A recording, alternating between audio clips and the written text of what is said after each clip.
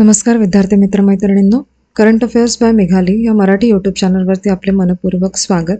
इथे आपण daily current अफेअर्सचे important 12 questions पाहतो, जे तुम्हाला आपल्या येत्या MPSCच्या सर्व एक्झाम्समध्ये, सर्व सरळ सेवांमध्ये आणि सर्व केंद्रीय परीक्षांमध्ये नक्कीच पाहायला मिळतील. त्यामुळे आपल्या चॅनलवरती जर तुम्ही पहिल्यांदा आले असाल तर चॅनलला लाईक करा, जास्तीत जास्त विद्यार्थ्यांना आपला चॅनल शेअर करा, जेणेकरून सगळ्या विद्यार्थ्यांना आपल्या चॅनलचा उपयोग होईल. आणि सबस्क्राईब करायला विसरू नका. सगळ्यात इम्पॉर्टंट गोष्ट म्हणजे लेक्चर तुम्ही शेवटपर्यंत पाहत चला, तरच तुम्हाला या डेटाचा संपूर्ण उपयोग होईल, हे मी माझ्यातर्फे सांगू शकते. तर पाहूयात आजच्या म्हणजे 20 फेब्रुवारी 2026च्या चालू घडामोडी. प्रश्न पहिला, हरमनप्रीत कौर हिने 356वा आंतरराष्ट्रीय सामना कुठे खेळला, असा प्रश्न आहे. तर याचे योग्य उत्तर आहे पर्याय क्रमांक सी, कॅनबेरा येथे. त्याचे महत्त्वाचे पॉईंट्स पहा. हरमनप्रीत कौर यांनी कॅनबेरा येथे आपला 356वा आंतरराष्ट्रीय सामना खेळला. 356 सामने खेळून त्या महिला क्रिकेटमध्ये सर्वाधिक आंतरराष्ट्रीय कॅप्स धारक ठरल्या आणि हा ऐतिहासिक विक्रम ऑस्ट्रेलियातील कॅनबेरा येथे झाला. 356 हा आकडा त्यांना महिला क्रिकेटमधील अव्वल स्थानावरती घेऊन गेला आहे. पुढील प्रश्न दुसरा, बिहारने AI आधारित रिमोट ई-वोटिंग प्रणाली कोणत्या कार्यक्रमामध्ये सादर केलेली आहे. तर याचे योग्य उत्तर आहे पर्याय क्रमांक बी, इंडिया AI इम्पॅक्ट समिट 2026. महत्त्वाचे पॉईंट्स पहा.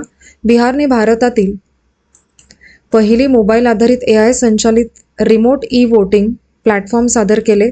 E-voting app centre for development of advanced computing CDAC विकसित केलेले आहे आणि ही प्रणाली प्रथम 2025च्या शहरी स्थानिक स्वराज्य संस्थांच्या निवडणुकांमध्ये वापरली गेली होती आणि EPIC म्हणजे इलेक्टर्स फोटो आयडेंटिटी कार्ड आणि इलेक्शन्स कमिशन ऑफ इंडियाकडून ही जारी केली जाते. पुढील प्रश्न तिसरा, इन्फाहिलला UNDP यूथ कोलॅब मध्ये कोणत्या पुरस्काराने सन्मानित करण्यात आले. तर याचे योग्य उत्तर आहे पर्याय क्रमांक बी, CVC पार्टनर्स अवॉर्डमध्ये. त्याचे महत्त्वाचे पॉईंट्स पहा. सृष्टी श्रीवास्तव या AI आधारित मानसिक आरोग्य स्टार्टअप इन्फिहिलच्या संस्थापक आहेत आणि इन्फिहिलची स्थापना 2019 मध्ये करण्यात आली. इन्फिहिलचे हॅलो नावाचा AI थेरपिस्ट विकसित केलेला आहे आणि इन्फिहिलला 2024 मध्ये फोर्ब्सकडून top 100 startup to watch out for मध्ये स्थान देखील मिळालेले आहे यापूर्वी. पुढील प्रश्न चौथा, भारतात प्रथमच कोणत्या राज्याने ज्वारीय पूर म्हणजे टायडल फ्लडिंग राज्य विशिष्ट आपत्ती म्हणून घोषित केलेले आहे. तर याचे योग्य उत्तर आहे पर्याय क्रमांक ए, केरळ या राज्याने. त्याचे महत्त्वाचे पॉईंट्स पहा.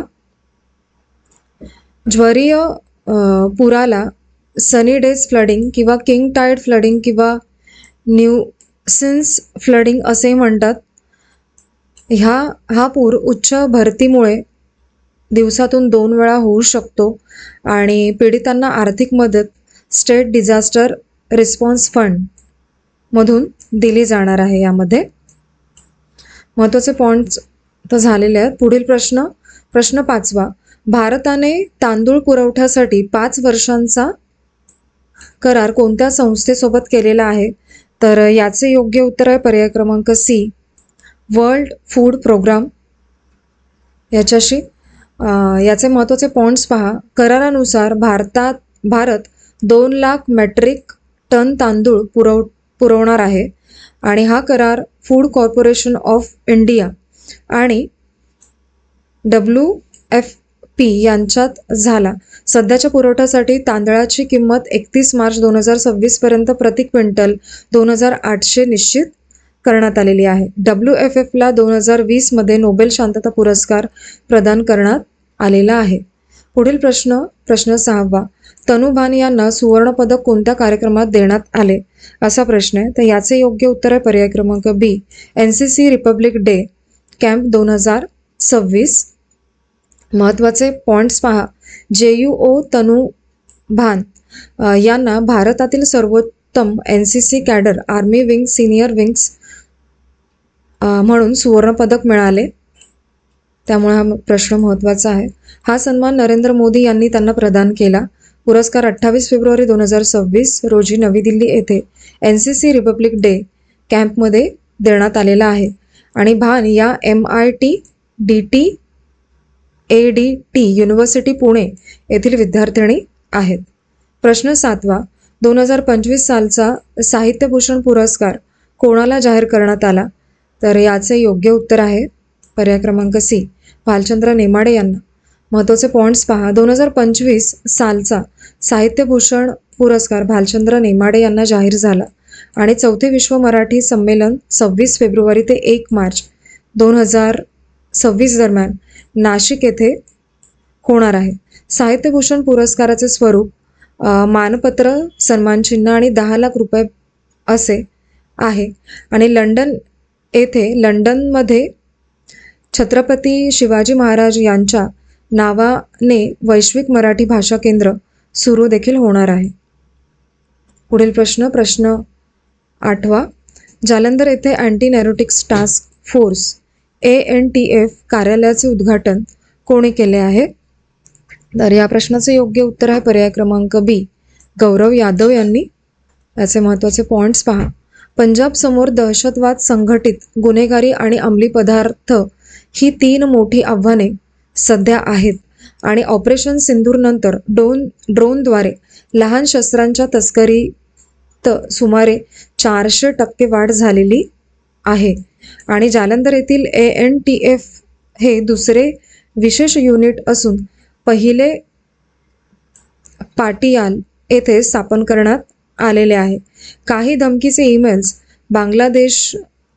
देशातील सर्व्हरवरून पाठवले जात असल्याचे पंजाब पोलिसांनी या दरम्यान शोधलेले आहे. पुढील प्रश्न, प्रश्न 9वा. माजी दक्षिण कोरियाचे राष्ट्राध्यक्ष युन सुक येओल यांना कोणत्या शिक्षा सुनावण्यात आलेली आहे, तर या प्रश्नाचे योग्य उत्तर आहे पर्याय क्रमांक सी, जन्मठेपेची. महत्त्वाचे पॉईंट्स पहा.